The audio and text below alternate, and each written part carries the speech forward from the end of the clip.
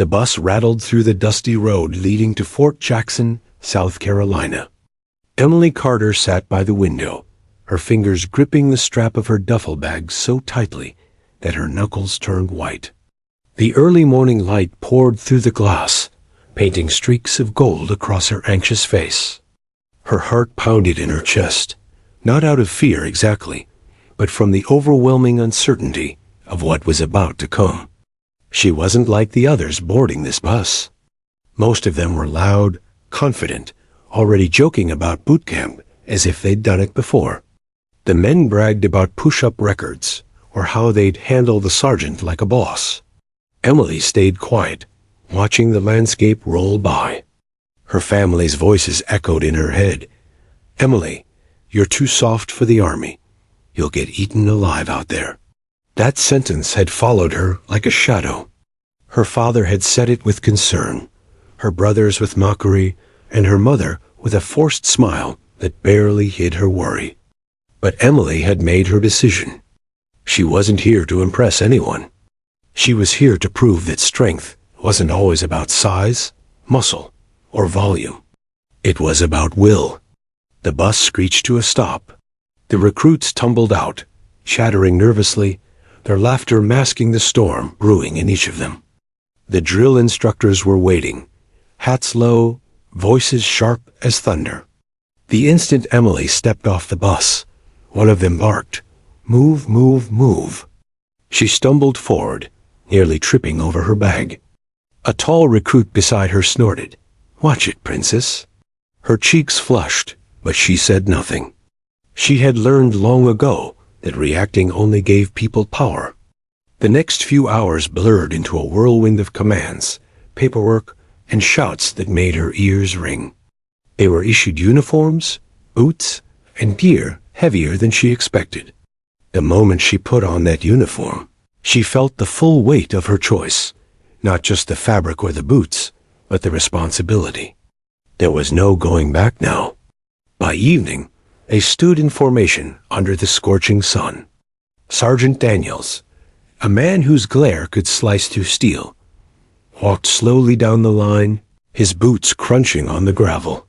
He was built like a fortress, broad-shouldered, weathered face, eyes that had seen too many wars to care about fear. "Welcome to hell," he said simply. No one laughed. He walked past Emily without a word at first, but as he turned to address the group again, his gaze paused briefly on her. "Some of you think this is a game. Some of you think you'll breeze through this because you've got muscles or attitude. And some of you," his eyes locked on her again, "look like you won't last a week." A ripple of laughter ran through the line. Emily's stomach twisted, but she held her posture, chin high. "Let's see who survives," Daniels growled. That night, exhaustion wrapped around her like a blanket she couldn't escape. Her bunk creaked with every movement. Around her, recruits whispered, teased, or groaned in pain from the day's drills. She lay staring at the ceiling, every muscle sore, every thought heavy. The laughter from earlier still stung. Maybe they were right. She had struggled with every task. Her pack was heavier than she could manage. Her push-ups were sloppy, and her arms trembled during drills. The others were faster, louder, stronger. When Daniels yelled, her mind went blank. When the others ran, she trailed behind, gasping for air. But beneath that self-doubt, something small flickered, a stubborn ember that refused to die. She closed her eyes and thought of home. Her little brother, Jake, standing at the porch that morning, grinning as he teased her. "You? A soldier? You can't even open a pickle jar." She had laughed then, but his words lingered. Now they fueled her. The next morning began before dawn. The air was cold enough to bite. Recruits scrambled out of bunks as whistles blared, and Daniel stormed in shouting, "Up! Out! Now!" Emily's body screamed in protest, but she moved anyway, pulling on her boots and running out with the others. The first physical test was simple, or so Daniel said. A mile run, push-ups, and sit-ups. Simple words, brutal reality. When the whistle blew, Emily ran. Her legs felt like lead, but she pushed forward. Within minutes, her lungs burned. The tall recruit who'd called her princess earlier sprinted past her with a grin.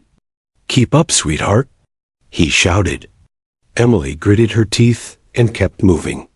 By the time she crossed the finish line, she was last, chest heaving, throat raw. Daniel's voice cut through the silence. "Carter, you call that running? My grandmother could do better." Laughter erupted again. But Daniels noticed something. Even as the others laughed, Emily didn't argue, didn't break down. She just nodded, caught her breath, and said quietly, "Yes, Sergeant." That night, when the lights went out, Emily didn't sleep. She waited until the snores filled the barracks, then slipped out quietly. The moon hung low, casting a silver glow over the training field. She dropped to the ground and started doing push-ups, slow, steady, one after another. When her arms gave out, she switched to sit-ups. When her body couldn't take more, she ran laps around the yard. Sweat soaked through her shirt. Her hands blistered. Her lungs screamed. But she didn't stop. Each movement was a reply to every insult, every doubt, every mocking laugh. When dawn broke, she was still running. By the time training resumed, she was exhausted, but something had changed. The weakness they'd mocked had become fuel. Daniels noticed it too. Her form was better. Her endurance had improved, even if slightly. And while the others bragged during breaks, Emily listened. She studied how they lifted, how they breathed, how they handled weapons. Every mistake she made became a lesson. Every failure a blueprint for progress. In the cafeteria, she sat alone at first. But one evening, a recruit named Rodriguez, a quiet kid from New Mexico, slid his tray across from hers. "You don't talk much," he said. Emily shrugged. "Not much to say." He smiled faintly. "You train harder than anyone else here." That was the first kind word she'd heard in weeks. The next day, during target practice, Rodriguez stood beside her. His aim was steady. Hers was shaky. When her bullets missed wide, the familiar laughter followed. She didn't look at them. She focused on the target, adjusted her stance, and fired again. This time, she hit near the edge. Barely, but it was something. Daniels called out, "Better, Carter. Don't stop now." It was the first time he'd said her name without a sneer. That night, she smiled for the first time in weeks. She still had a long road ahead, more failures, more pain, more mockery, but she was learning something vital. Strength wasn't in the muscles or the voice. It was in the heart that refused to yield. When she lay in her bunk that night, her arms trembling and body sore, she whispered to herself, "One day they'll see." Outside, the night wind swept across the training yard, carrying with it the faint smell of gunpowder and sweat, a scent of transformation. And though no one knew it yet, Emily Carter, the girl they'd called weak, had just begun the journey that would make her name echo through the camp in awe. Not for her failures, but for a shot that would one day silence them all. Morning at Fort Jackson came with the sharp sound of whistles and the crunch of boots on gravel. The air smelled of metal, dust, and sweat, the perfume of determination and fear. The recruits lined up before sunrise, each of them carrying not just their rifles, but the invisible burden of expectation. Emily Carter stood near the end of the line, shoulders squared, heart steady. She was no longer trembling like she had on the first day, but inside she still fought a storm that no one could see. Sergeant Daniels barked, "PT test. 2 miles, 50 push-ups, 50 sit-ups, and no excuses." The group groaned collectively. Emily took a deep breath, the cool morning air burning in her lungs as she ran. The gravel bit into her soles, her muscles ached, and her heartbeat thundered in her ears. Around her, laughter and banter filled the air, the confident ones making it look easy. "Come on, Carter, move those little legs," someone shouted as they passed her. She clenched her jaw and focused on her breathing, in through the nose, out through the mouth. Every insult felt heavier than her gear. But she didn't slow down. She didn't respond. When the pain screamed at her to stop, she remembered why she came here. By the time she crossed the finish line, she was gasping, drenched in sweat, the last one in. Sergeant Daniels stopped the timer and shook his head. "Carter, you think the enemy's gonna wait for you to catch your breath?" "No, Sergeant," she managed to say between breaths. He leaned in, voice low but sharp. "Then train like it. You're not here to survive, Carter. You're here to transform. You get me?" "Yes, Sergeant." The moment he turned away, she felt a flicker of something new. Not shame, not fear, but challenge. That night, after lights out, Emily sat on her bunk, staring at the ceiling. The barracks buzzed with soft snores and murmured conversations. The day's exhaustion pressed down on her chest like a weight, but her mind refused to rest. Every insult replayed in her head. Too weak, too slow, too soft. She swung her legs off the bed quietly, careful not to wake anyone, and slipped outside. The night air was cold, sharp enough to sting. She dropped to the ground and started doing push-ups under the moonlight. 1, 2, 3. She lost count after 50. When her arms gave out, she switched to crunches, then to running laps around the dark yard. The moonlight glinted off the rifle range nearby, a silent promise of the challenge ahead. From the shadows, someone watched her, Sergeant Daniels. He had returned from the office late and spotted her alone in the field. He didn't interrupt. He just crossed his arms, a faint smirk curling on his face. "Let's see how long that fire burns," he muttered before walking off. The next morning, Emily's body screamed in pain, but she stood in line like nothing was wrong. Her hair was damp with sweat, her hands blistered, but her eyes held a quiet resolve that hadn't been there before. During obstacle training, she began to notice changes. The walls she used to fail climbing? She made it halfway now. The rope she couldn't grip? She held on longer each time. The mockery didn't stop, but something was different about it. She had learned to let their words bounce off. When someone joked, "Hey, Carter, need a ladder?" she smiled faintly and replied, "No thanks. I'll bring my own strength next time."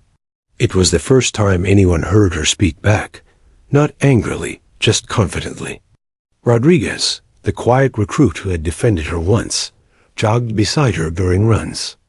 "You're getting faster," he said between breaths. "Not fast enough," Emily replied, wiping sweat from her brow. "Fast doesn't matter," he said. "Finishing does." She smiled slightly. For the first time since arriving, she didn't feel completely alone. In the afternoons, they practiced marksmanship. For most recruits, it was a chance to show off. For Emily, it was humiliation in slow motion. Her hands trembled as she held the rifle, her shots landing everywhere but the center. Each miss drew laughter from a group nearby. Daniels approached her, his boots crunching softly on the gravel. "You're thinking too much," he said. "Shooting isn't about anger or nerves. It's about control. Breathe in, breathe out. Squeeze."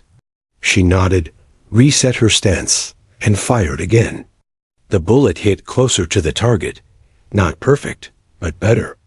Daniels gave a curt nod. "Better. Now keep doing that until your arms forget what failure feels like." From that day, Emily made the shooting range her second home.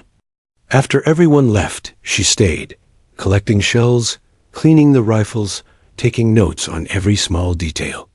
She sketched diagrams in her notebook, angles, grip strength, breathing patterns. Her obsession grew, not out of fear anymore, but focus. One evening, as the sun sank behind the trees, she found herself alone again at the range. Her hands were steady now, her breathing slow. She lined up the sight, aimed at the target, and fired. The sound cracked through the still air. The bullet hit near the center, almost perfect. A small, proud smile touched her lips. Behind her, she heard slow clapping. Startled, she turned to see Sergeant Daniels watching. "Not bad, Carter," he said gruffly. "You keep that up, and you might make a real soldier yet." She stood straighter. "Thank you, Sergeant." He started to leave but paused. "And Carter, no one gets better by luck. What you're doing, it shows." When he walked away, Emily felt something she hadn't felt in weeks: validation. Not from her peers, but from someone who mattered. But boot camp had a way of testing even the strongest resolve. A few days later came the endurance challenge, a full-day test of stamina, balance, and teamwork. Recruits carried 50-pound packs through mud, crawled under barbed wire, and climbed ropes over pits of water. By midday, the sun was merciless. Emily slipped once, landing hard in the mud. A burst of laughter erupted from a few nearby recruits. "Careful, Carter, you'll melt," one shouted. She ignored them and got back up, mud streaking her face. Rodriguez offered his hand to steady her. She shook her head. "I've got it," she said, pulling herself upright. By the end of the challenge, she was bruised, drenched, and limping slightly, but she finished. That night, Daniels called her name during inspection. "Carter," he said, eyes narrowing. "You came in dead last again, but you didn't quit. You know how rare that is?" She didn't answer. She didn't know if it was praise or a warning. He continued, voice lower this time. "You're still rough around the edges, but you've got grit. Don't lose it." Later, in the mess hall, the noise was deafening. Laughter, shouting, trays clattering. Emily sat alone as usual, pushing peas around her plate. Rodriguez sat across from her again, handing her a protein bar. "You're tougher than half these guys," he said. Emily shook her head. "Not yet." He smiled. "You don't see it, but we do." That night, as she lay in bed, she realized something important. Strength wasn't about who finished first. It was about who refused to stop. The next morning, when Daniels yelled, "Up and at him," Emily didn't drag her feet. She was already awake, already ready. The girl they once mocked was changing. Slowly, quietly, every cruel word, every doubt, every bruise, they didn't weaken her. They forged her. And as dawn painted the sky with streaks of red and gold, Emily Carter stood taller in line than ever before. She was still underestimated, still unproven, but something inside her had shifted. The others saw a small, quiet girl trying to keep up. But Sergeant Daniels saw something else entirely: the birth of a soldier. The sun was merciless that morning, a burning disk, hanging low over the horizon as the recruits assembled for the endurance march. The air shimmered with heat, even though it wasn't yet noon. Sweat glistened on faces, rifles slow across backs, and canteens clinked softly with every step. Emily Carter adjusted the straps of her heavy pack, the coarse fabric biting into her shoulders. Her muscles ached from the previous night's secret training, but she refused to show it. Around her, the chatter of recruits filled the air, laughter, teasing, bragging. 20 miles with a full pack, one of them said. Easy. Emily stayed silent. She'd learned long ago that the loudest ones tired first. Sergeant Daniels strode to the front, his voice cutting through the noise like a blade. "Listen up. Today's march isn't about speed. It's about survival. You quit halfway, you fail. You fall behind, you fail. You drop your weapon. You fail. Got it? Yes, Sergeant. Good. Then move. The group surged forward, boots pounding the dirt path in unison. For the first few miles, Emily kept pace. She focused on her breathing, slow and steady, and tried not to think about the pain already crawling up her legs. The heat intensified, baking the earth beneath their feet. Dust rose in clouds, clinging to their uniforms, mixing with sweat until everyone looked carved from clay. By mile 6, the chatter died down. Only the rhythmic thump of boots and the rasp of labored breathing remained. Emily's shoulders screamed under the weight of the pack. Every step sent a jolt up her spine. Her lips were cracked, her throat dry. She reached for her canteen, took a sip, and nearly gagged. The water was warm and metallic tasting. Ahead, Sergeant Daniel's voice boomed. Pick it up. This isn't a hike, it's survival. The group pushed harder. Emily's vision began to blur at the edges. She blinked away the dizziness, focusing on Rodriguez's back just ahead of her. He looked over his shoulder, concern flickering in his eyes. You good? He asked, falling slightly back to match her pace. I'm fine, she lied. They marched in silence for a while, the weight of their gear and the relentless sun grinding away at their endurance. Around mile 9, Emily's steps faltered.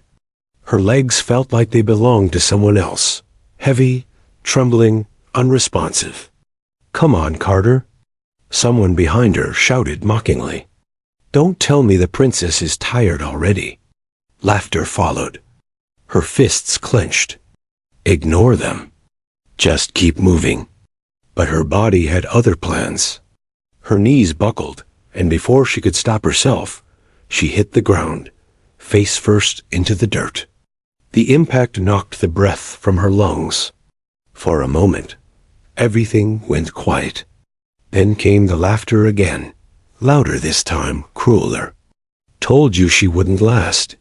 Daniel's shadow loomed over her. His tone wasn't angry. It was sharp, cold. Get up, Carter. She tried. Her arms trembled. The pack felt like an anchor dragging her down. Get up. Her legs refused to move. Daniels crouched down beside her, voice low enough that only she could hear. You're at a crossroads, Carter. Either you quit right now and go home, or you stand up and prove that every word they've said about you is a lie. Her breath came in short, ragged gasps. Her vision blurred from the heat and humiliation. Then she heard the whispers, not from Daniels, not from the others, but from her own mind. Maybe they're right. Maybe you're not strong enough. Maybe you don't belong here. Tears welled in her eyes, mixing with the dust on her face. Daniels stood and barked. Corpsman, get her checked. 2 medics rushed over, helping her up. The laughter faded as they led her back to camp. Emily sat in the infirmary, staring at her reflection in a cracked mirror. Her face was pale, streaked with grime. Her hair stuck to her forehead, and her uniform was torn at the shoulder. The medic handed her a cup of water. Dehydration, he said. You'll be fine after some rest. She nodded absently. But fine wasn't what she wanted. Fine was failure. Fine was giving up. From the hallway, she heard 2 voices, recruits talking. Did you see Carter drop? One said, laughing. Couldn't even make 10 miles. She's a joke, the other replied. Should have stayed home. Their laughter echoed in her ears, long after their footsteps faded. She set the cup down, her hand trembling. Slowly, she turned back to the mirror. The girl staring back looked broken, eyes swollen, cheeks streaked with dirt and tears. But as she stared longer, something hardened in her gaze. She whispered, If I quit now, they win. She said it again, louder this time. If I quit now, they win. That night, long after the lights went out and the camp fell silent, Emily slipped out of the infirmary. The moon hung low, a pale sentinel over the training grounds. She walked to the same field where she'd done push-ups alone, the same field where Daniels had once watched her in silence. Her legs still ached. Her body begged for rest. But she dropped to the ground anyway and started again. Push-up after push-up until her arms shook violently. When she couldn't push anymore, she rolled onto her back and did sit-ups. Every movement came with a word. Weak, failure, useless. Every repetition answered back. Stronger, better, enough. By the time the horizon began to glow with the first hint of dawn, she could barely lift her arms. But she was smiling, small, exhausted, defiant. The next morning, when the recruits lined up for inspection, Daniel's eyes scanned the group. When he saw Emily standing there, uniform neat, boots polished, shoulders back, his brows lifted slightly. "You're supposed to be resting, Carter," he said. "I'm fine, Sergeant," she replied, her voice steady. He studied her for a moment, and nodded once. "We'll see." The day's drill was brutal. Rope climbs, wall hurdles, sandbag carries. Emily didn't dominate, but she didn't fall behind either. Every task she completed felt like a personal victory. Every bruise became proof that she refused to break. During a short break, Rodriguez handed her his canteen. "You scared us yesterday," he said. "I scared myself," Emily admitted, taking a sip. "But I'm done being scared." He smiled. "That's how soldiers are made." By the end of the week, whispers spread through the barracks. "Carter's different now. She's not giving up anymore. Did you see her on the obstacle course?" The same recruits who once laughed now watched her in quiet respect. She didn't talk back, didn't boast. She just worked harder than anyone else. Even Daniels noticed the change. During evening drills, his shouts at her were less sharp, more measured, not mockery, but challenge. "Carter," he barked one afternoon, "you think you can climb that rope faster than me?" A few recruits chuckled nervously. Emily glanced at him, a rare grin tugging at her lips. "Only one way to find out, Sergeant." Laughter broke out, but this time it wasn't cruel. It was surprised, almost impressed. She didn't beat him, but she reached the top seconds after he did. And when she descended, Daniels clapped her once on the shoulder. "About damn time," he said. That night, lying in her bunk, Emily stared at the ceiling again, but this time she wasn't filled with doubt. She was filled with fire. She had hit rock bottom, and instead of breaking, she'd built a foundation there. For the first time, she believed she could be more than a survivor. She could be a soldier. Outside, the camp lights dimmed, the night stretching endlessly above. Somewhere in the distance, gunfire echoed from another training field. Emily smiled softly, whispering to herself, "Tomorrow, I'll shoot straighter." It wasn't a wish. It was a promise. The next phase of training arrived like a storm, weapons qualification week. It was the part most recruits looked forward to, a chance to prove skill with a rifle and earn bragging rights. For Emily, it was something else entirely. It was the battlefield where she planned to silence every whisper that had ever called her weak. At dawn, the rain shimmered beneath a pale orange sky. Dozens of recruits lined up, each holding an M4 carbine, the cold steel glinting in the morning light. The smell of gun oil and dust mingled with nervous energy. Sergeant Daniels stood in front, clipboard in hand. His voice thundered over the line. "You'll each get 10 rounds at 100 yards. 10 at 200. 5 at 300. I don't want excuses. I want accuracy. You miss the target, you redo the whole thing." He paused, his gaze sweeping over them before landing briefly on Emily. "Carter, you ready to show us you can stay on your feet this time?" A few recruits snickered. Emily didn't flinch. Her expression was calm, almost serene. "Yes, Sergeant." Daniels gave a curt nod and blew the whistle. The first series began. The thunder of gunfire rolled down the range, echoing off the hills. Brass casings rained to the ground like golden raindrops. Recruits adjusted, cursed, reloaded. Emily lay prone, her body aligned perfectly with the rifle. The buttstock pressed firmly into her shoulder. Her finger rested lightly on the trigger, her cheekbones steady against the stock. She inhaled, deep, steady. Then she exhaled halfway and squeezed. The rifle kicked, the report sharp and clean. Her first bullet struck the edge of the target. Not perfect, but close. She adjusted. A little less wind compensation. A little steadier breath. Second shot. Dead center. The next 8 followed in a rhythm. Inhale, aim, exhale, fire. Each one found its mark closer to the bull's eye than the last. When the whistle blew to end the round, Emily sat up and brushed dust from her uniform. Daniels walked the line, inspecting the targets. When he reached hers, his eyebrows lifted slightly. "Not bad, Carter. Maybe you found something you don't fail at." A flicker of pride rose in her chest, but she kept her tone neutral. "Yes, Sergeant." Behind her, one of the recruits whispered, "Lucky shots." Daniels spun on his heel. "Then let's see if lightning strikes twice." Carter, 200 yards. The targets were moved farther downrange. The heat shimmered in waves. Every tiny movement mattered now. A twitch, a breath, even a heartbeat could send a bullet off course. Emily lay flat again. Her arms trembled slightly from the string, but her mind was calm. The chaos around her faded. There was only the target, small and black against the pale horizon. She thought of all the names they'd called her. The laughter. The dirt on her face the day she fell.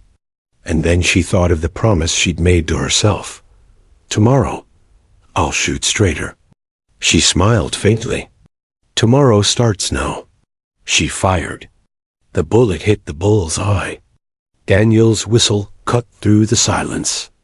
"Well, damn," he muttered under his breath. Another shot, and another. Each one perfect. By the time the 200-yard series ended, every recruit had turned to watch her. Even Rodriguez, who'd always believed in her, looked stunned. Daniels walked past her target again, and this time didn't speak. He just nodded, once firmly. Respect. Later that day, during a short break, Rodriguez jogged up to her, grinning. "You see their faces out there?" I swear Henderson's jaw hit the dirt. Emily chuckled, sipping from her canteen. "Guess I finally did something right." "You didn't just do it right. You made it look easy," he said. "They're never calling you weak again." She shrugged. "Let them talk." "I'd rather let my aim do the talking." "Careful," he teased. "That kind of confidence can get you promoted." She smiled. "One step at a time." That night, while others celebrated or relaxed, Emily stayed back at the range. The floodlights buzzed softly above her as she reloaded and practiced again and again. Her fingers were raw from the repetition, but she didn't stop.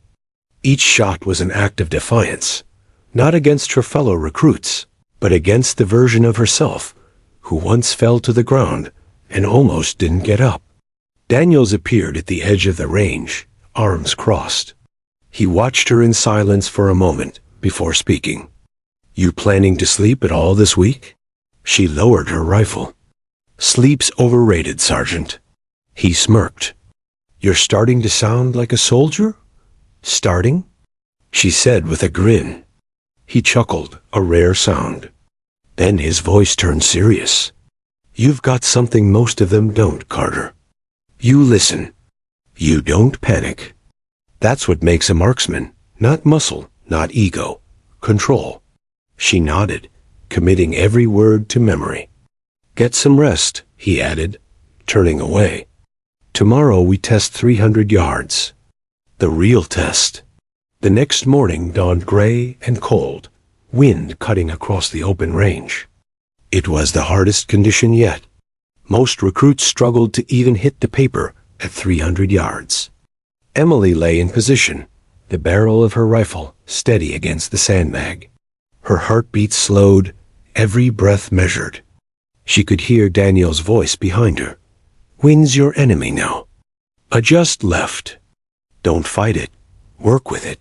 She listened, made the adjustment, and fired. The bullet sliced through the air and struck just off center. She recalculated, adjusted one click, fired again. This time, the bullet tore through the center, perfect. One by one, her shots lined up near the bull's eye. Not a single miss. When the final whistle blew, Daniels didn't hide his grin. "Ladies and gentlemen," he called out, "you've just watched Carter here make it look easy. Anyone who called her weak, consider this your wake-up call." Laughter and applause rippled down the line. For the first time, Emily didn't shrink from it. She smiled, genuinely. Rodriguez clapped her on the back. "Told you. You're the real deal." That evening, Daniels gathered the recruits for a short debrief. "I've seen a lot of shooters in my years," he said, pacing slowly. "Some start strong and fade fast. Some crack under pressure. But once in a while, you get one who starts at the bottom and keeps climbing no matter what's thrown at them." He stopped in front of Emily. "That's Carter. Remember that name, because one day, she's the one you'll want covering your six." A hush fell over the group. Then applause. Genuine, unforced. Emily didn't know what to say. She simply nodded, eyes shining. Later, as she cleaned her rifle under the fading sunset, she whispered to herself, one step at a time. The rifle gleamed in her hands, a symbol of everything she'd earned: discipline, respect, control. But she wasn't satisfied yet. There was still one more challenge, the commander's test. The shot that would make or break every soldier's record. And Emily Carter wasn't planning to just pass. She was planning to make history. The air on the base felt different that morning, heavier, charged with anticipation. Whispers traveled through the barracks before sunrise, carried by anxious laughter and the metallic rattle of gear being checked for the 10th time. The commander's challenge. It was the final test before graduation. Not just another drill. It was the day every trainee was judged by the base commander himself, Colonel Raymond Holt, a man whose reputation was as sharp as the metals that lined his chest. They said he could tell a soldier's worth in 5 seconds, by their stance, their eyes, their silence. Emily Carter didn't want to impress him. She wanted to shock him. The recruits assembled in formation under a clear blue sky. The air was cool, crisp, the kind that makes every sound sharper, every heartbeat louder. Colonel Holt stood before them, tall, broad-shouldered, silver hair cut close to his head, his face carved with the lines of countless campaigns. When he spoke, his voice was calm, but carried enough weight to still every whisper. "This is not about strength," he said. "Not about rank or luck. This is about composure under pressure, the kind that decides who makes it home alive." He glanced across the line, his eyes scanning faces one by one. When they reached Emily, they lingered for a second, unreadable. Then he turned away. "Your task is simple," Holt continued. 3 targets, different ranges, 1 minute per shot. Accuracy is everything. Miss once, you fail. The recruits tensed. They all knew the statistics. Fewer than 5% ever hit all 3. Daniels barked, "Form up." You know the drill. One by one, recruits stepped forward. Shots cracked across the range, echoing through the valley. Some hit their marks. Most didn't. The pressure of Holt's silent gaze was enough to make even the best shooters flinch. When Emily's name was called, she stepped forward without hesitation. Her boots crunched against the gravel as she approached the firing line. She laid her rifle on the rest, checked the scope, adjusted the sights. Everything slowed, her heartbeat, her breathing, the noise around her. "Carter," Holt said, folding his arms. "You're the one they said couldn't finish the march, aren't you?" Emily kept her eyes forward. "Yes, sir. And now they say you're one of the best shots we've seen this cycle. Guess we'll find out, sir." A small smirk ghosted across the corner of Holt's mouth. "Begin when ready. First target, 150 yards. It was the warm-up, large enough to see clearly, but small enough to demand precision. Emily inhaled, settled her cheek against the stock, and exhaled slowly. Her finger brushed the trigger, gentle and controlled. The shot cracked, and the target snapped backward from the impact. Perfect bull's eye. No one spoke. Holt nodded slightly, as if he'd expected nothing less. Second target minus 250 yards. The wind shifted. Dust stirred around her boots. This was where most recruits stumbled. The distance distorted perception, and even the faintest breeze could betray the bullet's path. Emily adjusted her scope, calculating wind drift. Her breathing was steady, mind quiet. She remembered Daniel's words, "Don't fight the wind. Work with it." She waited for the right moment, then squeezed the trigger. The bullet sang through the air. Another perfect hit. The crowd behind her murmured. Someone whispered, "No way." Rodriguez, watching from the back, grinned. "That's Carter for you." Holt glanced at Daniels. "She's consistent." "That's rare." Daniels kept his tone even, though pride glimmered in his eyes. "Told you she doesn't panic." Holt's gaze shifted back to Emily. "Let's see if she keeps her nerve." He motioned to the final target, a steel plate nearly 400 yards away, half the size of the previous ones, angled to catch glare from the sun. It wasn't just a test of skill. It was a test of sight, patience, and calm under impossible conditions.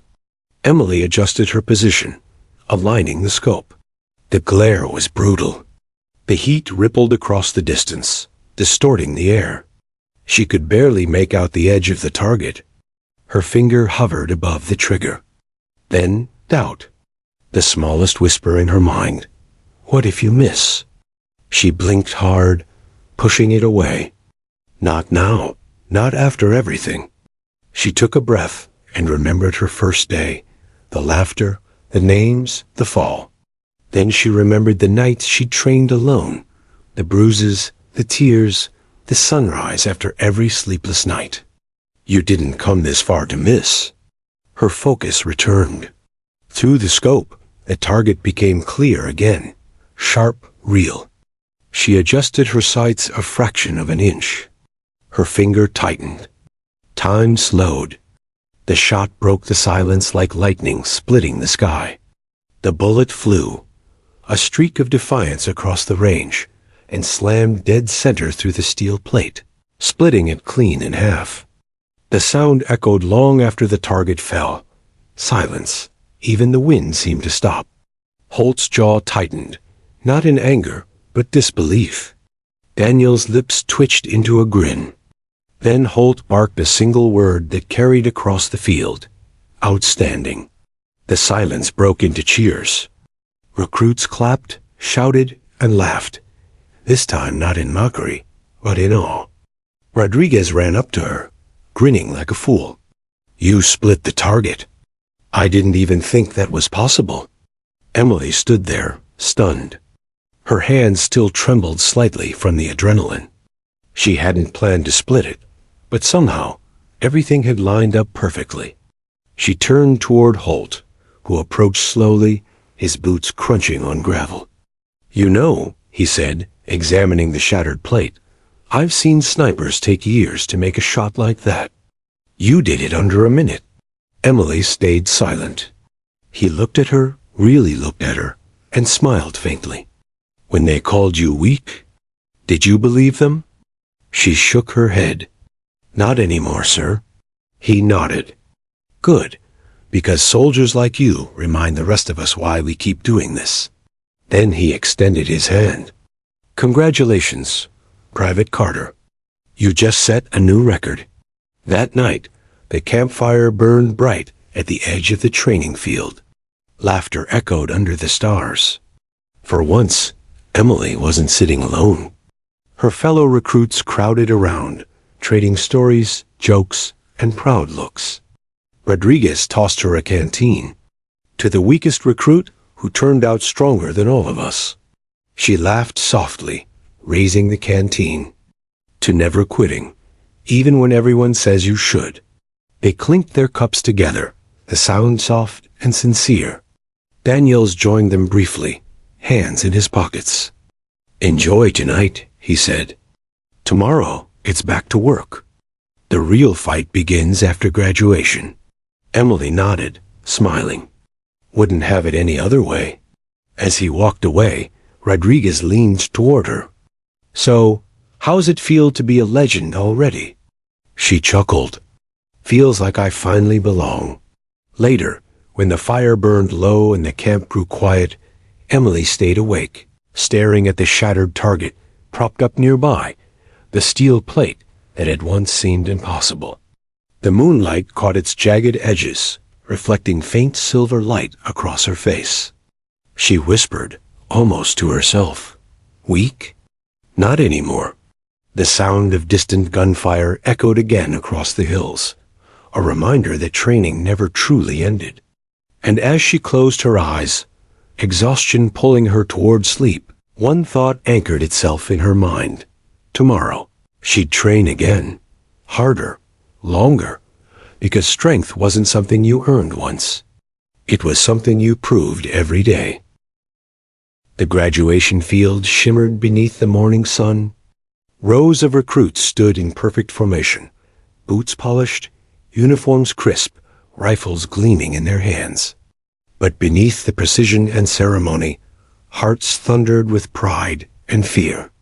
Emily Carter stood among them, the once weak recruit, now wearing her cap with quiet confidence. The polished badge on her chest caught the light, Top Marksmanship Award, a symbol of what she had earned.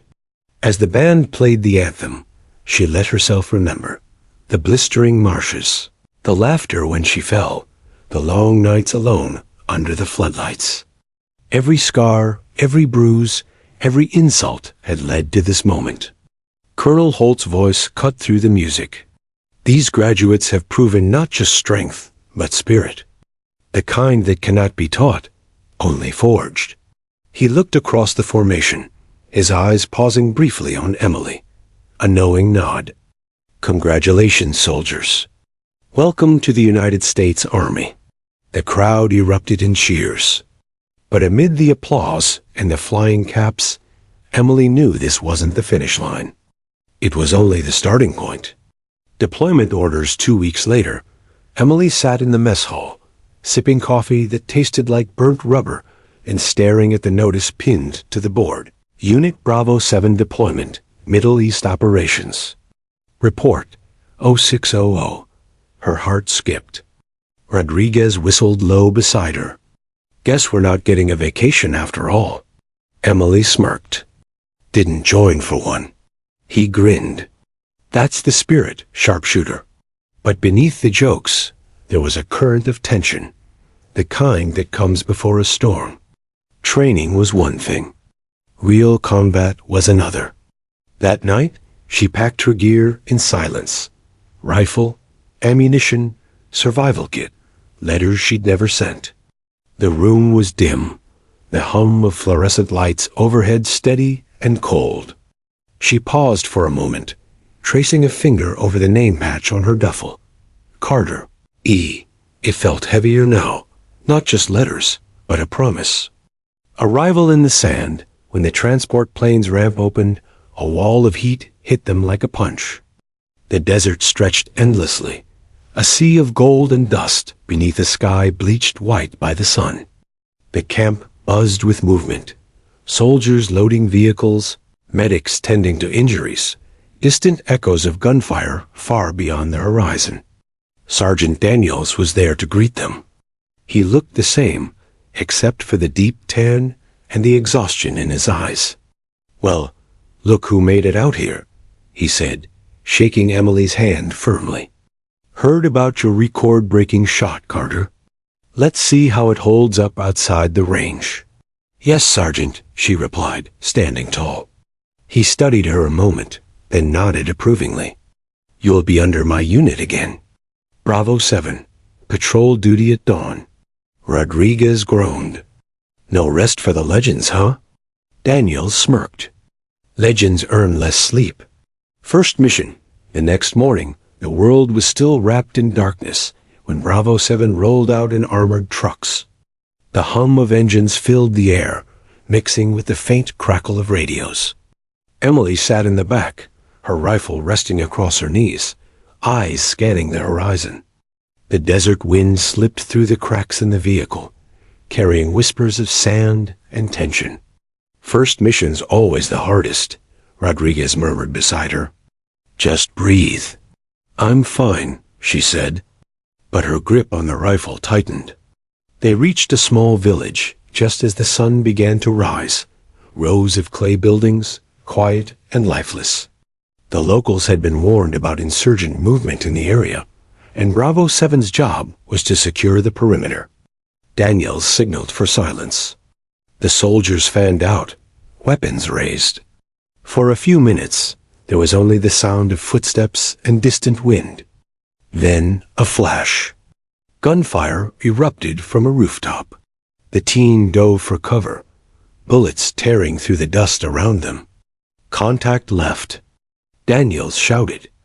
Emily pressed against a wall, heart pounding. Training kicked in like instinct. Check, aim, breathe. She spotted the shooter through the chaos, a figure barely visible through smoke and glare. One breath. One shot. The bullet found its mark. Silence returned just as suddenly as it had broken. Clear. Someone yelled. Daniels moved up, scanning the area. "Good shot.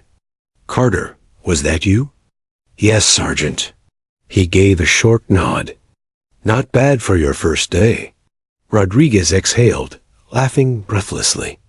"Remind me never to stand between you and a rifle." But Emily didn't laugh. She looked at the fallen target through her scope, and for the first time, the weight of what she'd done hit her. The range targets had never bled.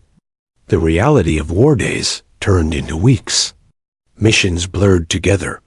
Patrols, reports, sandstorms, they cut visibility to nothing. Emily learned quickly that war wasn't about glory. It was about endurance. About keeping your head when fear clawed at the edges of your mind. She saw things no training could prepare her for: villages torn apart, children hiding behind broken walls, soldiers she'd shared meals with gone by morning. But through it all, her focus never wavered. Her calm, the very thing they once called weakness, became her weapon. Daniels noticed. "You don't shake under pressure," he said one evening as they cleaned weapons under a blood-red sunset. Emily shrugged. "I already broke once, Sergeant. I'm not doing it again." He smiled faintly. "That's what makes a soldier, Carter. Not shooting straight, standing straight after everything else falls apart." The ambush, it happened during a late-night patrol. The convoy was moving through a narrow pass when the first explosion hit. A blinding flash that rocked the lead vehicle. "Ambush! Cover!" Daniels roared. Bullets rained from the ridge. The air filled with smoke and chaos. Emily dove behind a rock, returning fire, every sense on high alert. Rodriguez was pinned near the truck, calling for help. "Carter, take the right flank." Daniels shouted. She crawled forward through the dust, bullets striking sparks against the rocks around her. Her pulse pounded, but her breathing stayed steady. Then she saw it, the glint of metal on the ridge. A sniper, He was lining up a shot on Rodriguez. Emily shifted, adjusted her sights, exhaled slowly. Bang! Her bullet hit first. The enemy dropped. The ridge went silent. Daniel's voice came through the comm. All clear. Carter, nice work. Rodriguez stumbled toward her, panting, eyes wide. You just saved my life. She managed a small smile. Guess I owed you one. They both laughed, shaky, tired, but alive. Quiet after the storm, when the dust settled, the team regrouped. Medics treated the wounded. The desert wind carried away the smoke. Daniels approached Emily, clapping her shoulder. That shot, clean, calm, and under pressure. You've come a long way from the girl who fainted on mile 9. Emily chuckled softly. Didn't have much of a choice. You always had a choice, he said. You just made the hard one. She looked out toward the horizon, endless, golden, and unforgiving. Feels like this place changes you. He nodded. That's the point. That night, as the camp quieted and stars filled the desert sky, Emily sat alone cleaning her rifle. The same weapon that had once been her redemption was now her responsibility, her lifeline, and her burden. She thought about how far she'd come, from collapsing in the dirt to surviving real combat. Yet deep inside, she knew this was just another beginning. Strength, she realized, wasn't proven once. It was proven every time she refused to fall apart. She gazed up at the stars, whispering softly to herself, Tomorrow, I'll aim truer. The wind carried her words into the vast, silent desert. And somewhere beyond the horizon, another challenge was already waiting. The desert sun had become an old enemy, relentless, burning, unforgiving. It rose each day like a challenge to those who dared to survive beneath it. Emily Carter had learned to endure its fury. But even the strongest soldiers knew that the heat wasn't the worst thing the desert could bring. It was what hid beneath the silence. The mission that changed everything 2 months into deployment. Bravo 7 was assigned to a new objective, one that sent uneasy ripples through the camp. An intelligence report claimed a high-value insurgent leader was operating out of a village hidden deep in the mountain pass, a place known to locals as the Hollow. Satellite maps showed a maze of narrow streets and crumbling homes, perfect ground for an ambush. Daniels briefed the team inside a dim tent, lit only by a flickering lamp. His tone was calm, but his eyes told another story. Command wants this done quietly, he said, pointing at the map. We move in under cover of night. No air support, no backup. We extract fast. Rodriguez frowned. Sounds like they're sending us blind.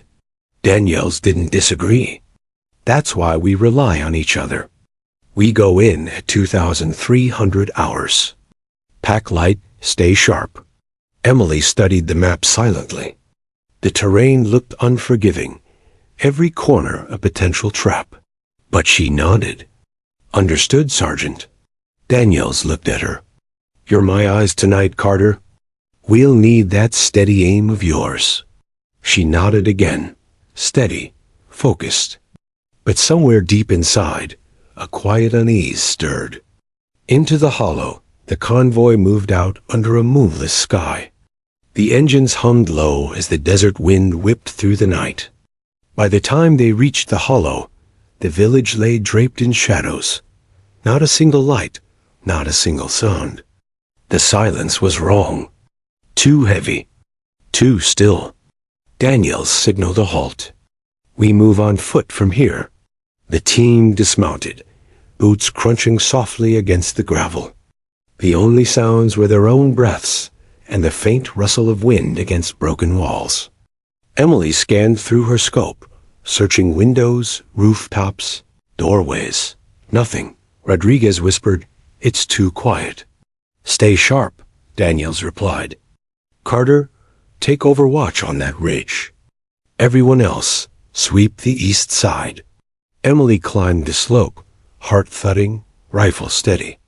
From up high, she had a clear view of the village below, narrow alleys, abandoned homes, and shadows that seemed to move on their own. Then she saw it, a glint of metal behind a half-collapsed wall. Movement, she whispered into her comb. North sector, near the well. Before Daniels could respond, the world exploded. The trap roar split the night, and fire, debris, screaming. The ground shook as the first explosion hit, sending a wall of dust into the air. Ambush, take cover. Gunfire erupted from every direction. Muzzle flashes lit up the darkness like lightning. From her vantage point, Emily saw it unfold in chaos. Insurgents pouring out from hidden tunnels, RPGs streaking across the sky, trucks burning below. Carter, take them down. Daniel's voice crackled through the radio. Copy that.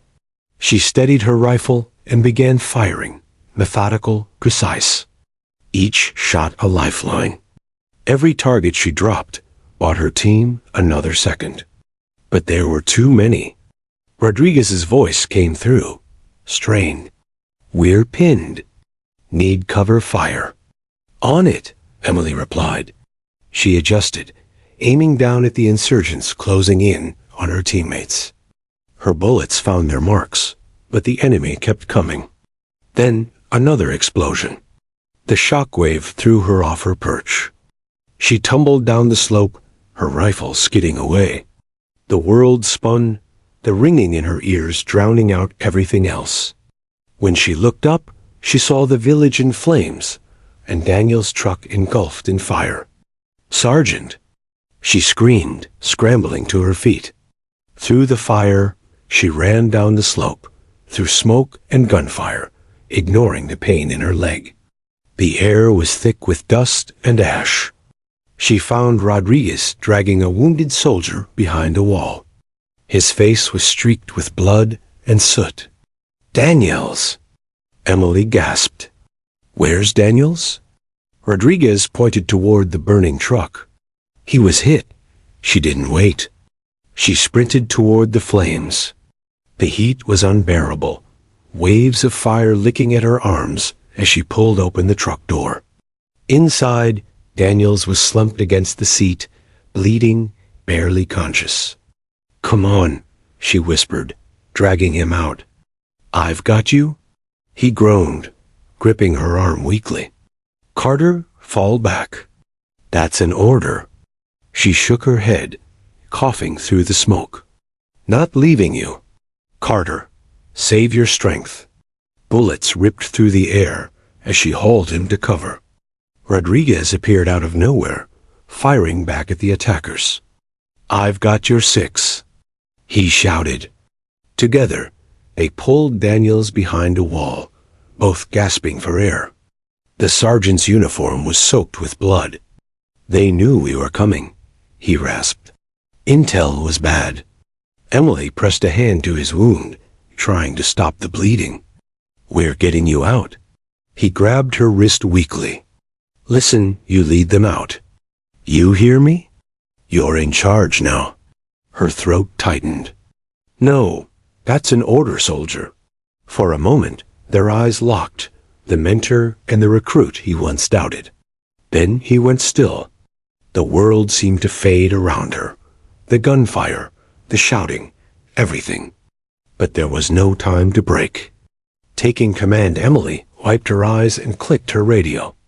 Bravo 7, this is Carter. Sergeant Daniels is down. I'm taking command. Rodriguez's voice came through, hoarse. Copy that, boss? What's the plan? She forced her voice steady. We're not dying here. Regroup by the east wall. We push through and call for evac. She grabbed her rifle, anger burning in her chest like fuel. Every shot she fired after that was cold, controlled, the marksmanship of someone who had nothing left to lose. Her team followed her lead, covering each other as they moved through the maze of fire and debris. When they reached the extraction point, she keyed the radio again. Command, this is Bravo 7. Request immediate evac. Coordinates uploaded. We're under heavy fire. The reply came seconds later. Evac en route. Hold position. They held through bullets, through smoke, through chaos. When the chopper finally descended in a storm of dust, Emily pushed her team aboard, one by one. Rodriguez pulled her up last. Let's go, Carter. She hesitated, looking back one last time. At the burning village, at the ridge, at the place where she'd left Daniels. Then she climbed in. The helicopter lifted off, the desert shrinking beneath them. Aftermath hours later, the survivors sat in silence at the field hospital. The air smelled of antiseptic and smoke. Emily's hands were still shaking when the medic wrapped her bandaged arm. Across from her, Rodriguez stared blankly at the floor. No one spoke. Finally, he said quietly, he trusted you, you know. That's why he told you to lead. Emily nodded, tears burning behind her eyes. I just wish I could have brought him back. You brought us back, he said. That's what he wanted. She didn't reply, just stared at the floor, a weight of command pressing down on her chest like armor she couldn't remove. The letter later that night, she sat alone outside the tent, writing by the dim light of a lantern. To the family of Sergeant Mark Daniels, your son was more than a leader. He was the reason I became one. He taught me that strength isn't in never falling, but in standing when it hurts the most. He gave his life protecting us, and I'll carry his lessons for the rest of mine.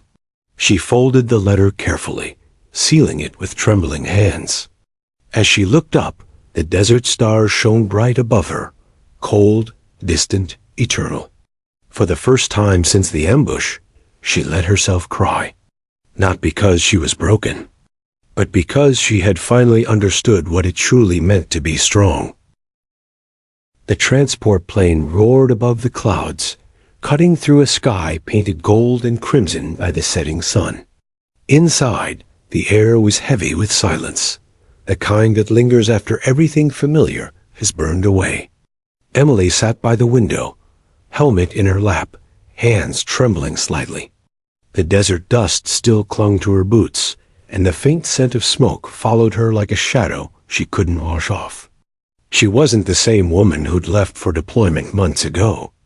That version of her, the one they called weak, had been buried in the sand alongside too many friends and one man she would never forget.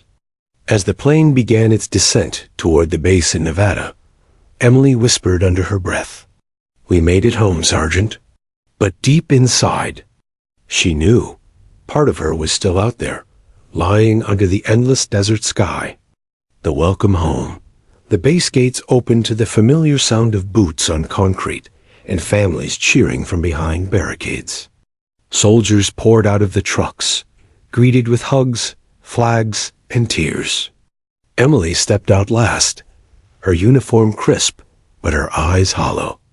She stood silently as people rushed to reunite, a mother holding her son, a husband clutching his wife. Rodriguez appeared beside her, his arm still in a sling, a faint smile on his face. "We did it, Carter. We're home." She managed a nod. "Home," she echoed softly, as if testing the word. They stood for a while, just watching the sea of reunions. Then a voice called out, "Specialist Emily Carter?" She turned. A uniformed officer approached, holding a folder. "You're requested at the commanding office." Emily's stomach tightened. "Understood, sir." Rodriguez gave her a small nod. "I'll be around when you're done." The medal and the memory. The office was quiet when she entered. Walls lined with medals, certificates, and photographs of men and women who had earned their place in history. Behind the desk sat Colonel Mason, a man with graying hair and a presence that demanded respect. "Specialist Carter," he said, gesturing for her to sit. "At ease." She sat down, her hands clasped tightly in her lap.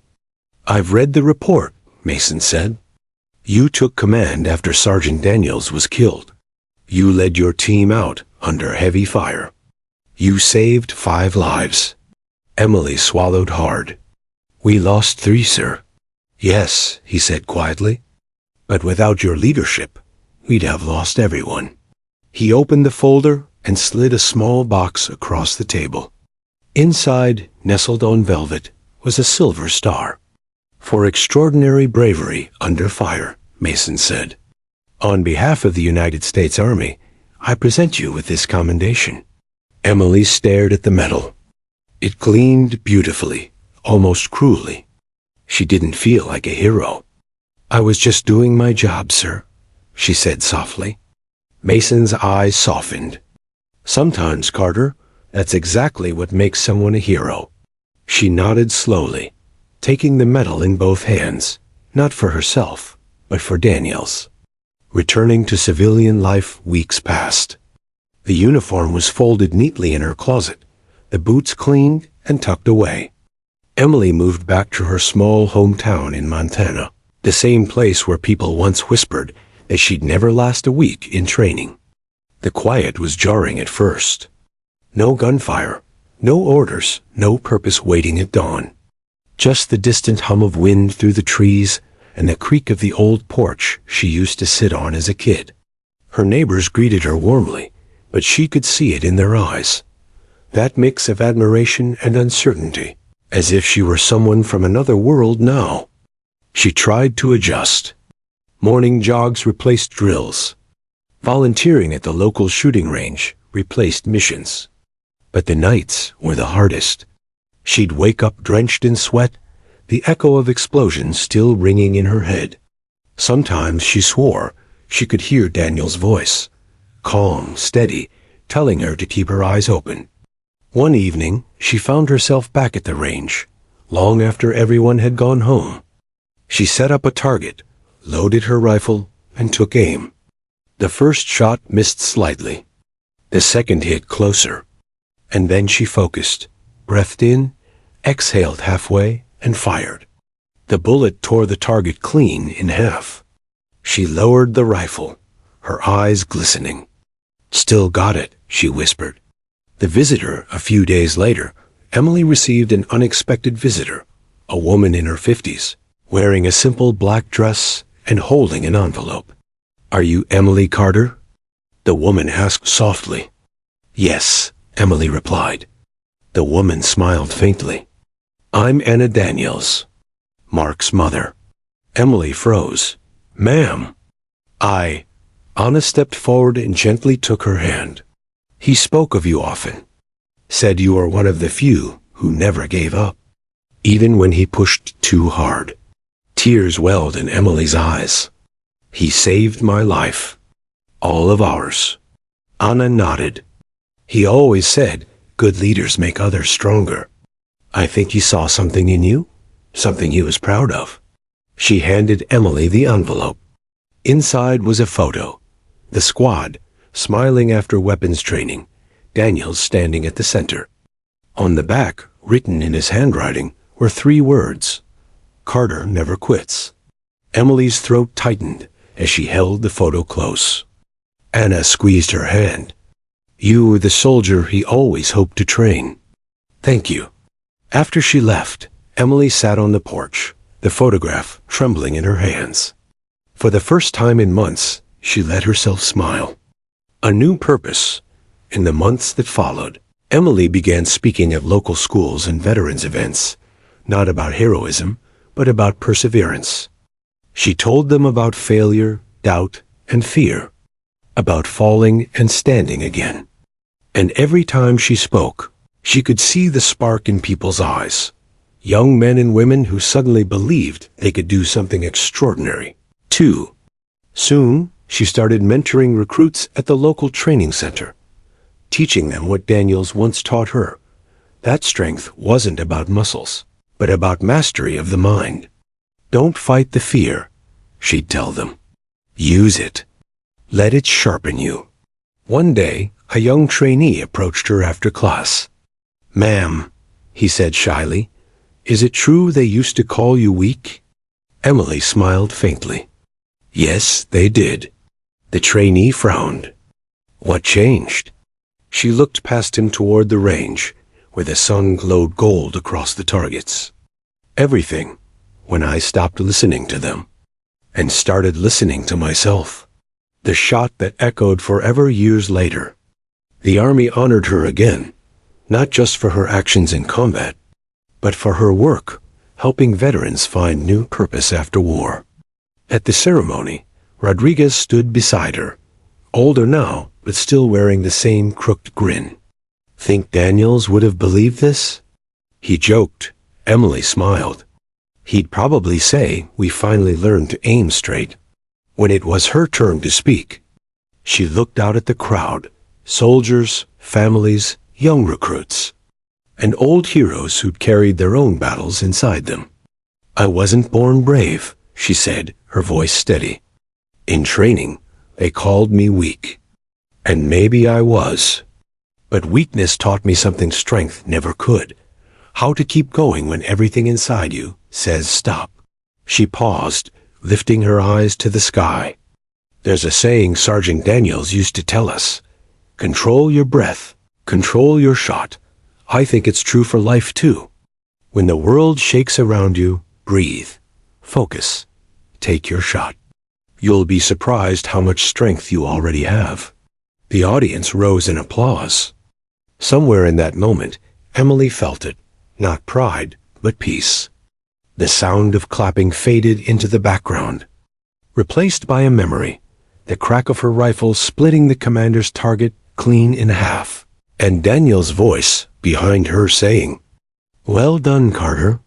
She smiled, a single tear tracing down her cheek. Because even now, years later, that shot still echoed. Not through the range, not through the battlefield, but through every heart that ever needed to hear that strength isn't about never falling, it's about always rising again.